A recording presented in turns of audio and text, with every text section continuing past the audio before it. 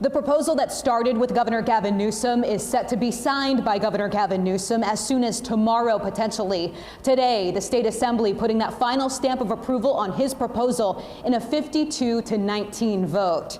Now, this creates a new division in the California Energy Commission that would have the power to get private business information and data from oil refiners to see if they're manipulating prices. If so, this group would have the power to decide if regulators should set a limit on company profits and then penalize those companies if they go over that limit. All of this is in response to the price spike we saw last summer when California's gas was $2.60 more than the national average, which state leaders have said did not make sense. Governor Newsom said it's a big day, not just for California, but for the country. Big day for consumers, a big day for Mother Nature, a big day for this country, not just this state. When you take on big oil, they usually roll you.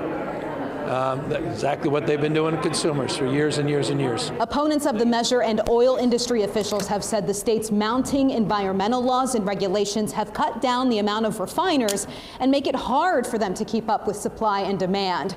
Their concerns with the measure ranged from the new private information they would have to report, which could clash with state and federal privacy laws, and also the new ability for state regulators to control when refiners have planned maintenance, which they say could pose a risk to the health and safety of not just refinery workers, but also for nearby communities.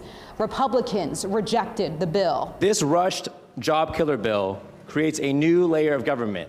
Make no question about that. A new, untested group of political appointees that will control how much Californians pay for gas and micromanage the energy production in California. California families are demanding affordable gas prices, not more red tape. This bill, despite what the author says, does nothing to lower the price of gas. Now, because this measure passed through the special legislative session, it can go into effect within the next 90 days. But many parts of this legislation aren't operational until next year, meaning if a price spike were to happen this year, the state wouldn't be immediately able to respond. Reporting at the state capitol, Ashley Zavala, KCRA 3 News. And in a statement, the president of the Western States Petroleum Association said in part, quote, "With this politicized process behind us, we hope the governor and policymakers will join us in a serious discussion about what it will take to ensure an affordable, reliable fuel supply for the years ahead."